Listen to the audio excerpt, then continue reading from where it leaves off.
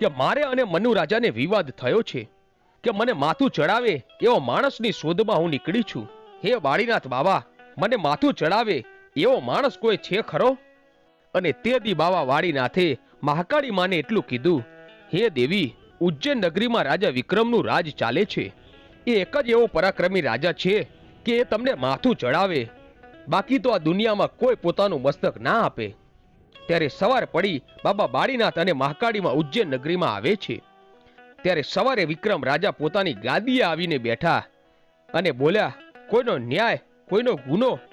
ત્યારે બાબા વાડીનાથ એટલું બોલ્યા કે હે મહારાજ, તમારા દરબારમાં કાળા માથાના માનવી અપરાધ કે ગુનો કરતા હશે અને ન્યાય માંગતા હશે, પણ આજના દરબારમાં તમારી પાસે ન્યાય માટે એક દેવી આવી છે. પછી વીર વિક્રમ મહાકાળી માને જોતા જ ઓળખી ગયા અને લાકડી પડે આમ પગમાં પડી જાય છે. બોલો માં, આજે મારા દરબારમાં તમારે કેમ આવવું પડ્યું? મહાકાળીમાં બોલ્યા કે વિક્રમ, પાવાગઢના ડુંગરે મનુ રાજા મને સવા શેર ઘીની સુખડી જમાડતા જમાડતા 3 વાર બોલ્યો.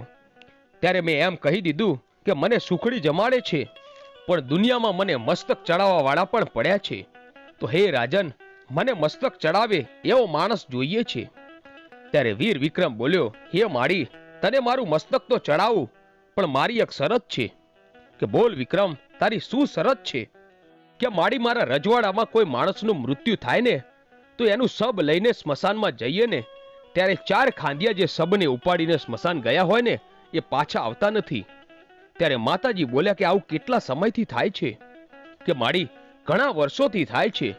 અને ત્યારે વિક્રમ રાજાના રજવાડામાં મારી મહાકાળીમાં રોકાય છે અને અમુક સમય પછી એક વૃદ્ધનું અવસાન થાય છે. ત્યારે સબની સાથે મારી ગઢ પાવાની કાળકા અને બાબા વાડીનાથ સ્મશાન યાત્રામાં સાથે જાય છે અને માતાજી કાળકા જોવે છે કે 4 ખાંડિયાને પછાડી પછાડીને એમની આંખો કાઢીને 4 જોગણીઓ અને એમનો ભોગ લે છે. અને જ્યારે જોગણીઓ માણસને મારીને એના કાળજા કાઢતી હતી ત્યારે મારી ગઢ પાવાની કાળકા બોલે છે કે હે જોગણીઓ, તમે આ માણસનો અપરાધ કેમ કરો છો? અને તે દિવસ આ જોગણીઓ એટલું બોલી કે બાઈ, તમને તમારા મંદિરે કોઈ કાળા માથાનો માનવી નિવેદ ધરાવતો હશે, પણ અમને અહીંયા કોણ નિવેદ ધરાવવા આવે? અને તે દિવસે જોગણીઓએ એટલું કહ્યું કે અમને નિવેદ દેવા કોણ આવે? ત્યારે મારી કાળકા બોલી કે હું એક વાત કહું?